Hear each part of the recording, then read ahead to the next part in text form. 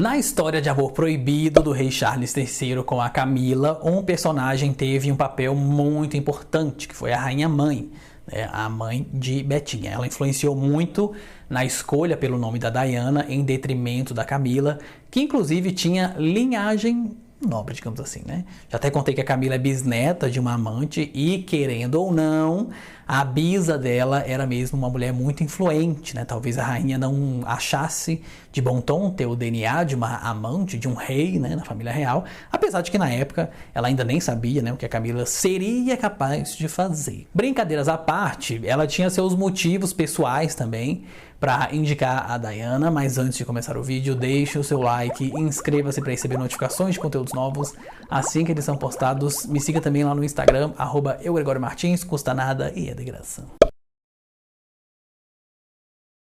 Até hoje, os fãs da Diana imaginam como a vida dela poderia ter sido se ela não tivesse cruzado o caminho do príncipe Charles, né, na época príncipe. Pelo menos ela não teria vivido o inferno de ter sido envolvida à força num trisal com a Camilla Parker.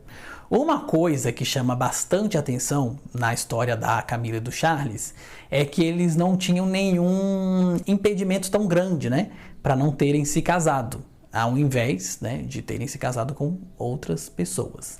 A Camila é quase da mesma idade do Carluxo, né, e vem de uma família que sempre teve propriedades e frequentou a alta corte, né. Já até falei aqui no canal que a bisavó dela, né, a Alice Capel, foi a amante mais famosa do rei Edward VII, enfim. No entanto, existem algumas teorias que explicam o que aconteceu na época do rompimento de Camila e Carluxo, que definiu o destino deles. Vou começar falando aqui da teoria de que foi a rainha-mãe quem se meteu no meio da história. Aparentemente, ela não tinha nada contra a Camilla Parker a princípio, né? Mas como a Camila não era assim tão novinha, ela já tinha passado no quesito relacionamentos, né? Passado, vocês entenderam, né? Já tinha passado por outros relacionamentos. Inclusive, ela já tinha namorado com o Andrew Parker Bowles, que é o pai dos filhos dela, né?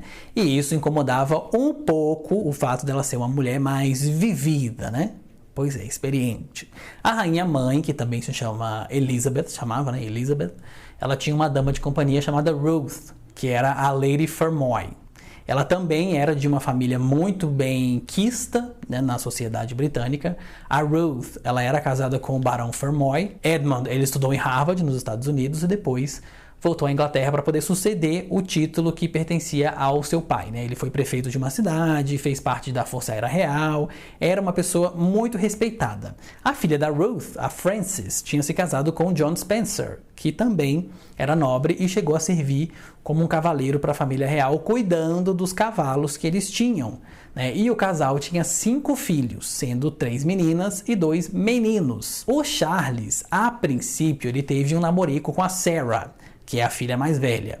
Só que a Ruth achava que a neta ideal para ele era mais nova, né, que era a Diana. Não tinha, né, um histórico de namoro, era mais inocente, provavelmente mais influenciável também, e a avó fez vários planos ambiciosos para ela.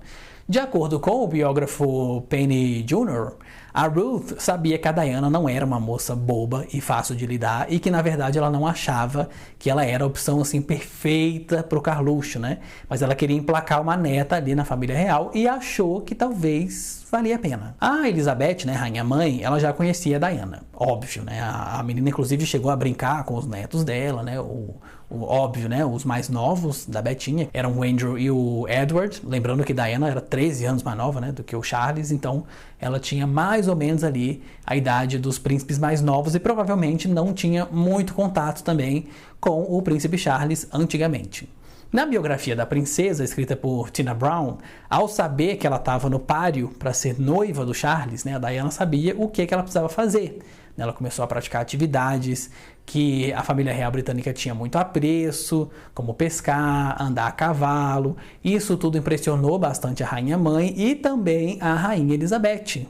E ela acabou se tornando a candidata ideal, né, que logo depois virou a esposa também do Charles. Mas essa influência aí da rainha-mãe e da sua dama de companhia não é uma unanimidade também não, porque a biógrafa Sally Battle, que escreveu tudo quanto era livro, né, sobre a família real britânica, ela diz que o próprio Charles teria tomado as decisões mais marcantes.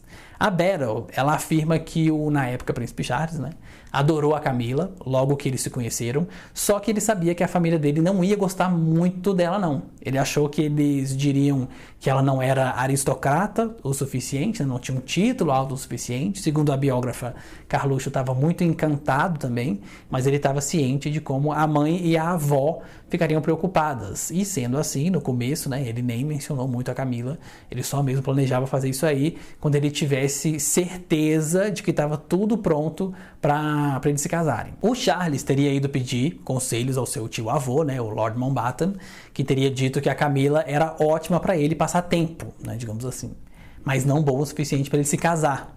E aí, em 1973, o Charles partiu com a Marinha para poder cumprir no serviço lá, né, no Caribe, e foi nessa época aí que ele resolveu colocar um fim também no relacionamento com a Camila. E aí, sozinha e largada pelo namorado, Camila foi se consolar nos braços do seu antigo namorado, Andrew Parker Bowles. E aí a biógrafa Sally, ela acha que o pai dela resolveu alterar o curso da história ao se meter nas decisões da filha a partir dali.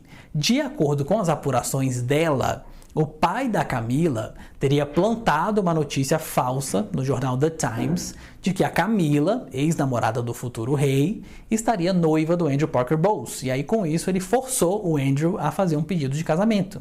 E foi exatamente isso que acabou acontecendo. Quando Charles voltou da missão, ele deu de cara com a mulher noiva já, né? A Sally acha que ele teria se casado com a Camila, mesmo contra a vontade da mãe e da avó, se ela tivesse disponível nessa época aí. Tanto a rainha Betinha quanto a mãe dela, né, a rainha mãe, e a princesa Anne também foram ao casamento da Camila e do Andrew. Não sei se a vovozinha estava tentando ser debochada ou se estava se certificando que ela ia se casar mesmo, né, e deixar o neto em paz, ou se não tinha nada a ver também, né, e Inês era morta. Enquanto isso, Charles foi atrás de uma esposa que se encaixasse melhor no papel de futura rainha, né, até que ele se casou com a Diana. E o resto é história. Aliás, se você já conhecia essa história há tempos e tem uma opinião formada sobre tudo isso, né, porque é que a escolha foi por Diana e não por Camila, eu quero saber a sua opinião. Deixa aí nos comentários. Se você curtiu esse conteúdo, deixe também o seu like, inscreva-se para receber notificações de vídeos novos assim que eles são postados. Um beijo, um queijo e até a próxima.